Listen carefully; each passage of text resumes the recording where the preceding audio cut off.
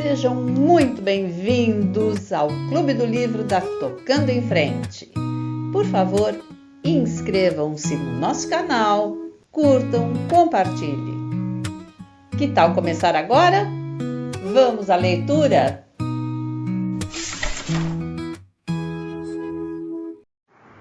Começa agora a parte 5, que compreende o período que vai de 1938 a 1953 e se refere a Fi.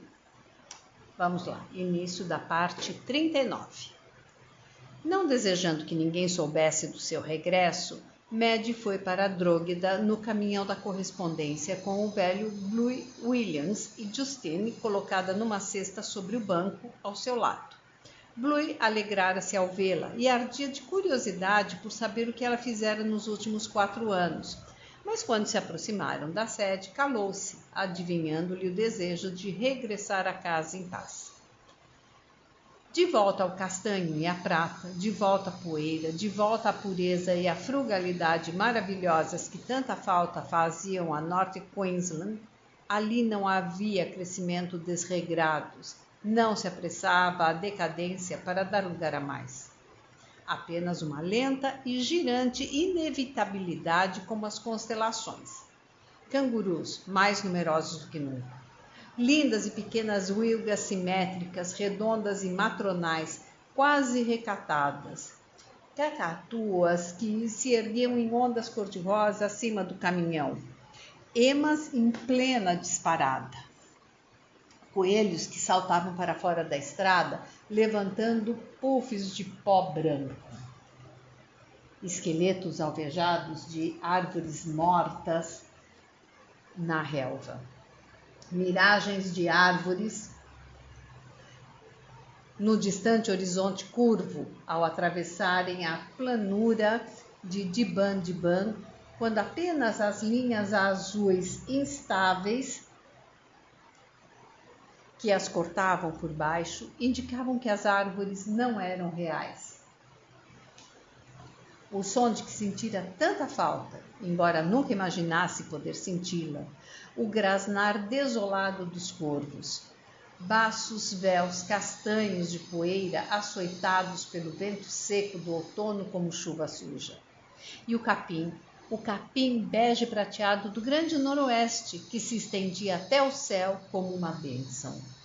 Drogheda, eucaliptos e sonolentas e gigantescas aroeiras moles a fervilhar de abelhas, potreiros, currais e edifícios de arenito amarelo, estranho gramado verde em torno da casa grande, flores outonais no jardim, goivos e zíneas, marianas e dálias, cravos de defunto e malmiqueres dos jardins, crisântemos, rosas, o saibro do pátio dos fundos, a senhora Smith em pé, de boca aberta, depois a rir, a chorar, Minnie Cat correndo, velhos braços fibrosos como cadeias em torno do seu coração, pois Drogheda era o lar, e ali estava o seu coração para sempre.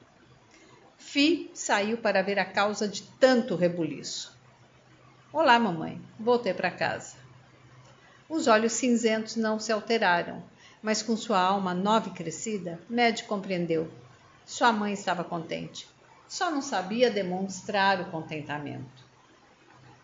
Você deixou Luke? Perguntou Fi, entendendo que a senhora Smith e as criadas tinham tanto direito quanto ela de saber o que acontecera. Deixei. Nunca mais voltarei para ele. Ele não queria um lar, não queria os filhos, não me queria. Filhos?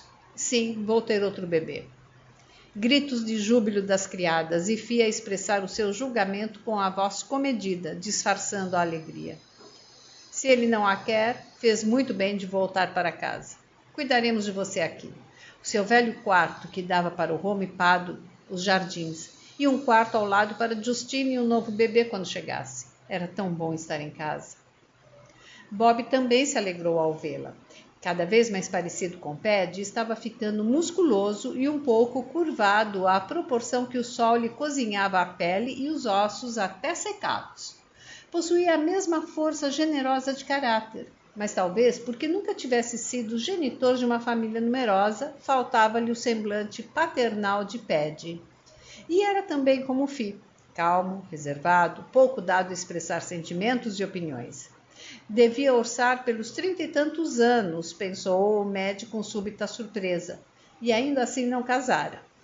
Depois entraram Jack e Hugh, duplicatas de Bob sem a sua autoridade, com seus sorrisos tímidos a dar-lhe as boas-vindas.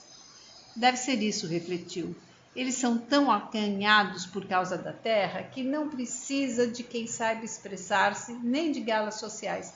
Precisa apenas do que eles lhe dão, o amor silencioso e a fervorosa fidelidade. Os Clares estavam todos em casa naquela noite para descarregar um caminhão de milho que Jeans e Patsy haviam comprado na AML&F em Dili. Nunca vi uma seca como esta, Mad, disse Bob. Não chove há 2 anos, nem uma gota. E os coelhos são uma praga pior do que os cangurus. Comem mais capim do que carneiros e cangurus juntos. Vamos tentar alimentá-los à mão, mas você sabe como são os carneiros. Mad sabia até bem demais como eram os carneiros. Idiotas, incapazes de compreender até os rudimentos da sobrevivência.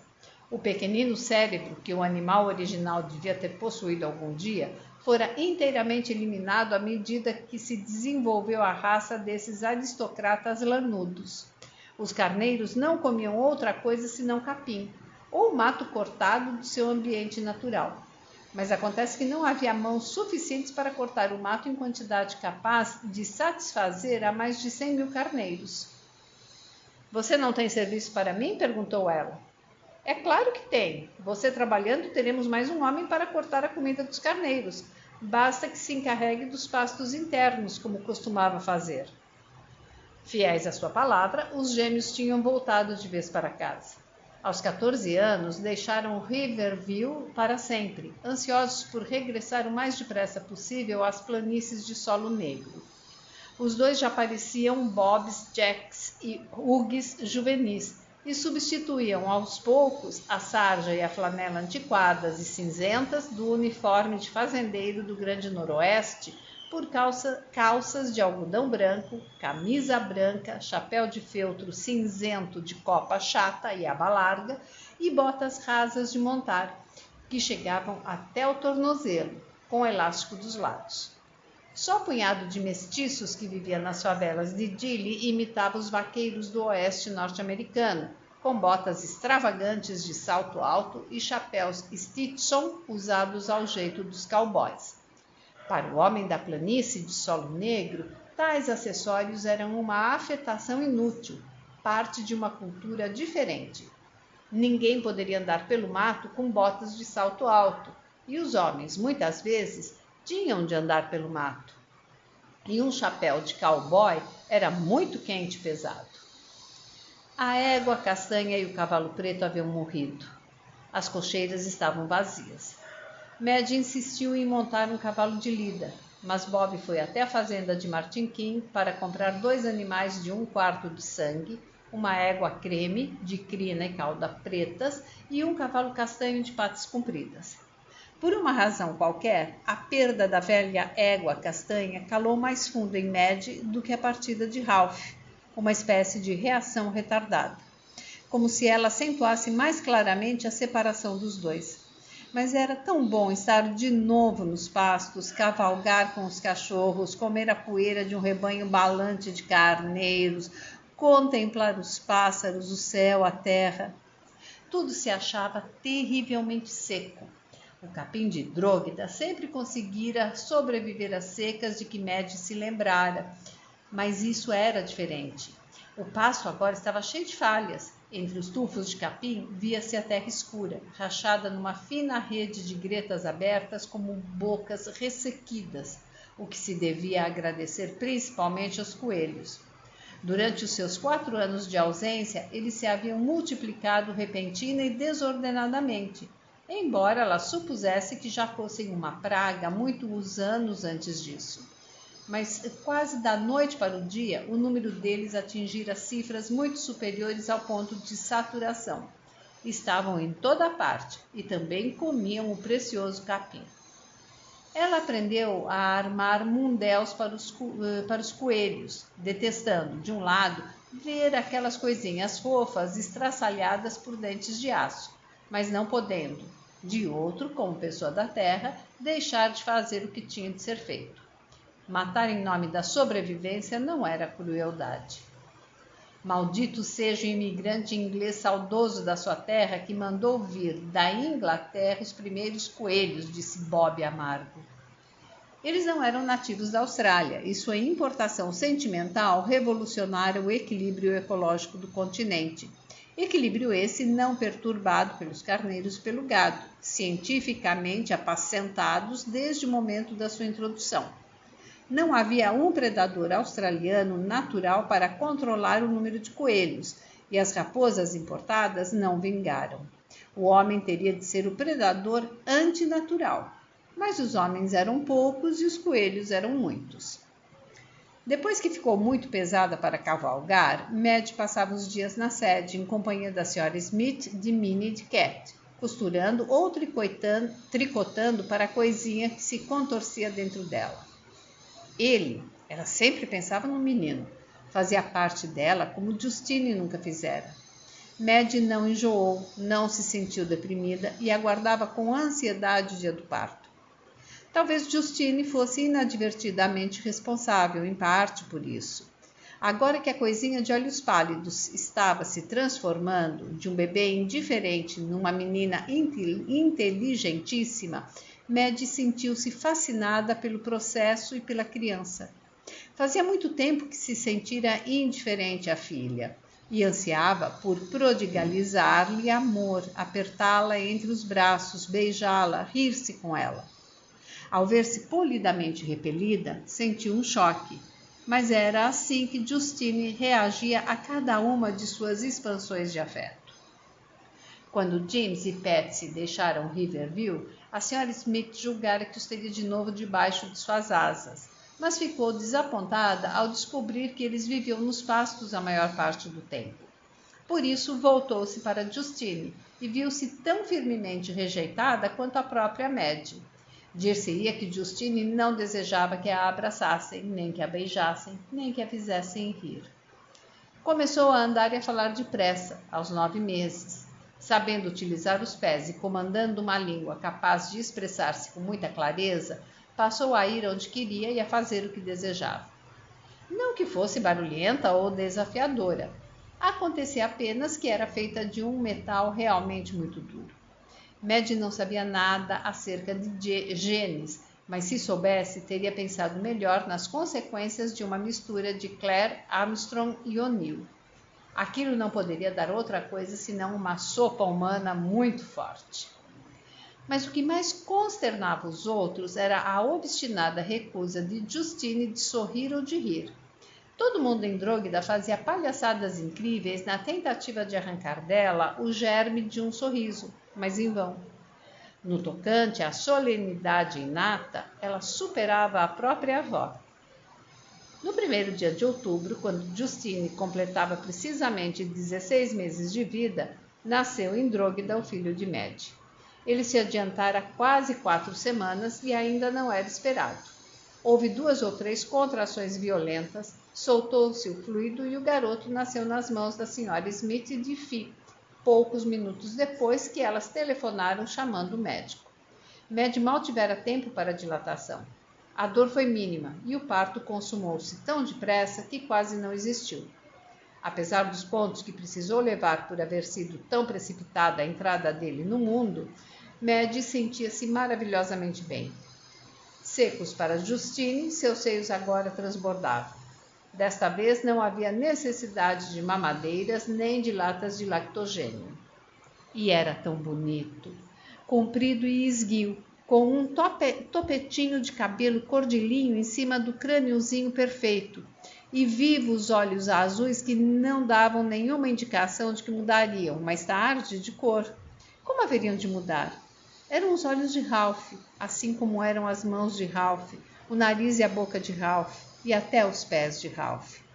Madge carecia suficientemente de escrúpulos para sentir-se muito grata pelo fato de Luke possuir quase a mesma constituição e a mesma cor de Ralph e de serem os seus traços muito parecidos com os dele. Mas as mãos, o modo como cresciam as sobrancelhas, o bico de viúva apenugento, a forma dos dedos das mãos e dos pés eram muito mais de Ralph que de Luke. Bom seria que ninguém lembrasse qual dos dois possuía tudo isso. Você já decidiu a respeito do nome? Perguntou Fi. O menino parecia fasciná-la. Maddie observou-a enquanto ela, em pé, segurava o neto e sentiu-se agradecida. A mãe amaria outra vez.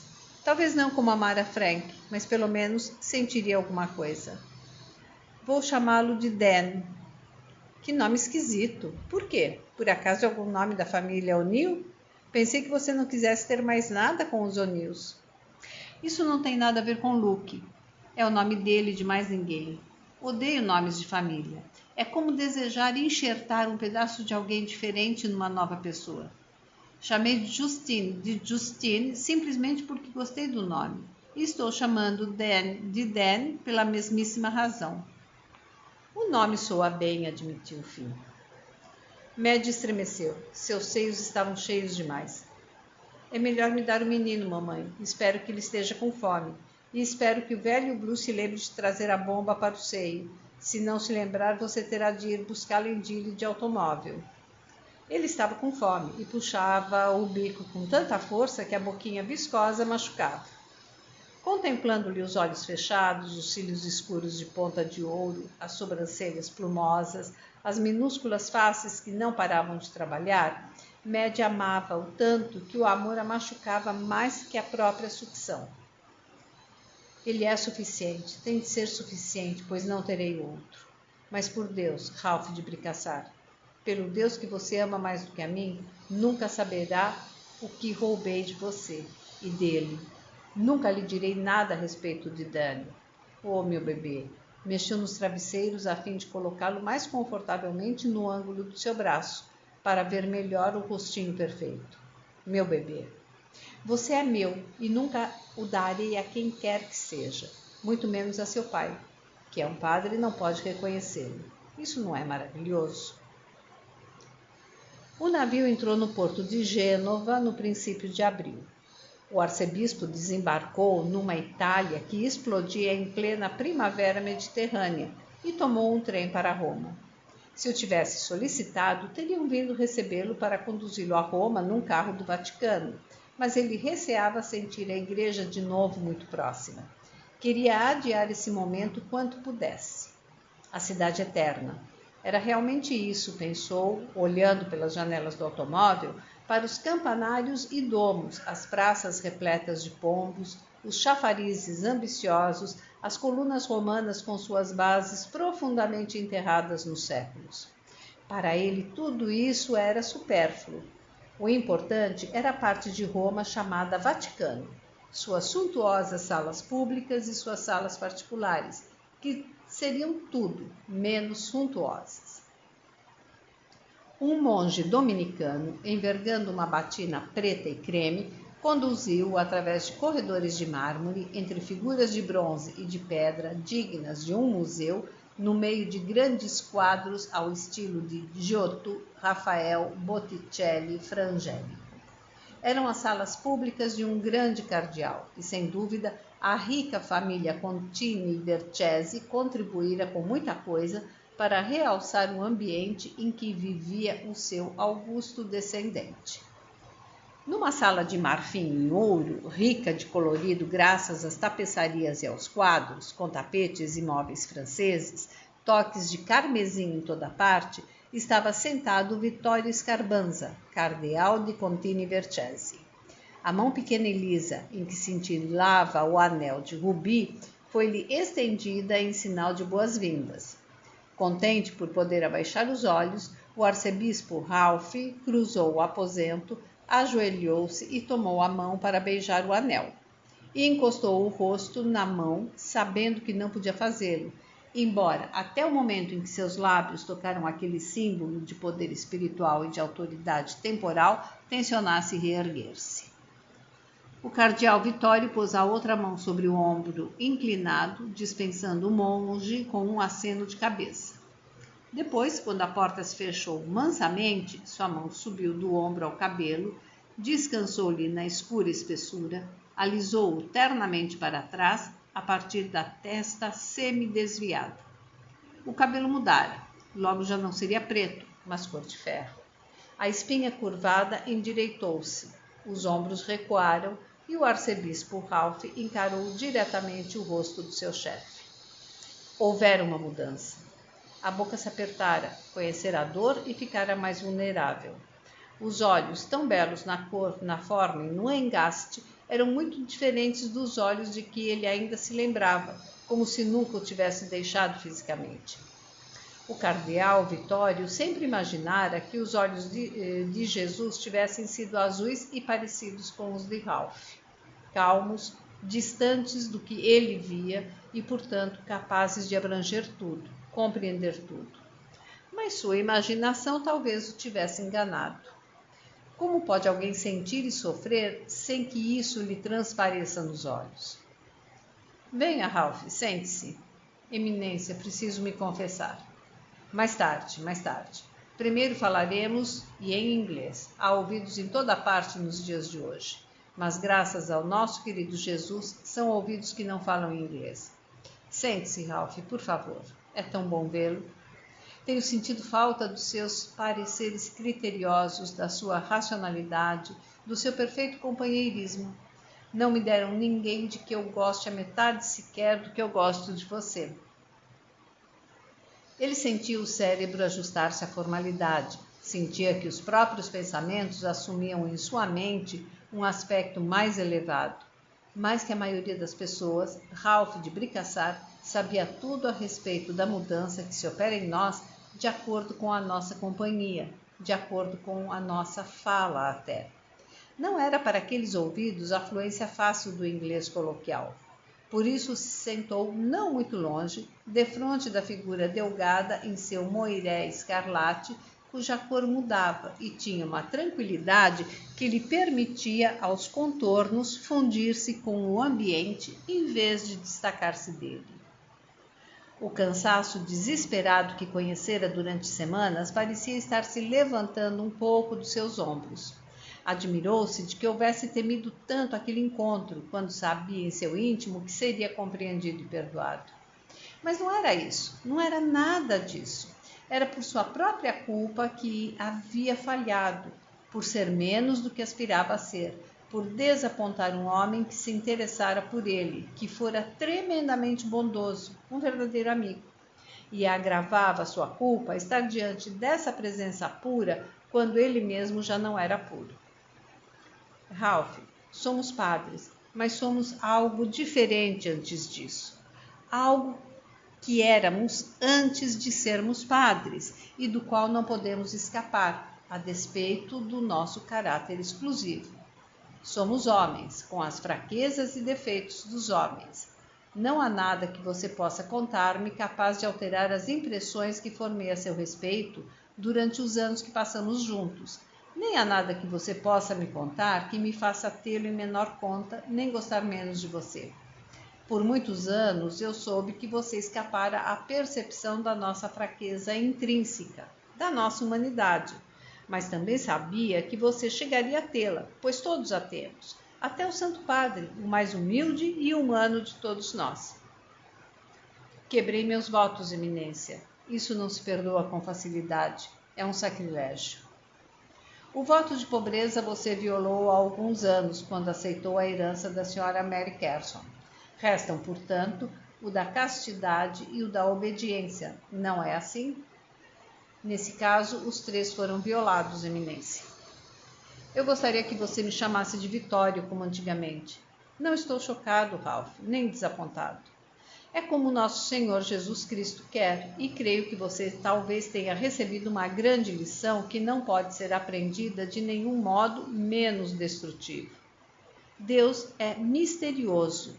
Seus motivos transcendem nossa pobre compreensão. Mas creio que o que você fez não o fez levianamente, nem se desfez dos seus votos como de coisa sem valor. Conheço-o muito bem. Sei que é orgulhoso, está muito apaixonado pela ideia de ser padre, muito cônscio do seu caráter exclusivo. É possível que precisasse dessa lição para abater o seu orgulho, fazê-lo compreender que você é primeiro que tudo um homem e, portanto, menos exclusivo do que supõe. Não é assim?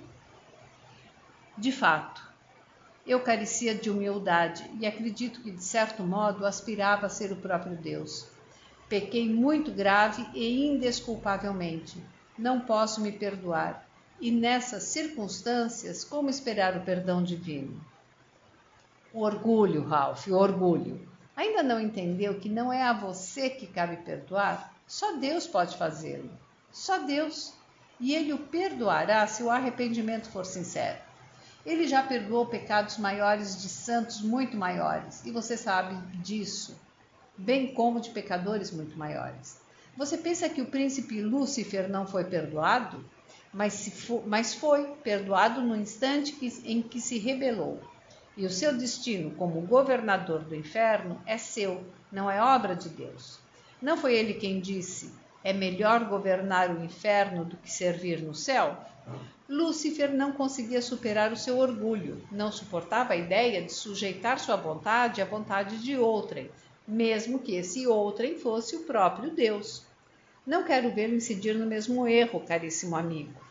A humildade era a única qualidade que lhe faltava, e é exatamente a qualidade que faz o grande santo, ou o grande homem. Enquanto você não puder deixar o assunto do perdão com Deus, não terá adquirido a verdadeira humildade. O rosto forte contraiu-se. Sim, sei que você está certo. Preciso aceitar o que sou sem discussão e apenas lutar por melhorar sem me orgulhar do que sou. Arrependo-me e, portanto, confessarei e esperarei o perdão. Arrependo-me, sim, amargamente. Ele suspirou. Seus olhos traíram o conflito que suas palavras comedidas não trairiam, pelo menos naquela sala. E, no entanto, Vitório, de certo modo, não havia outra coisa que eu pudesse fazer.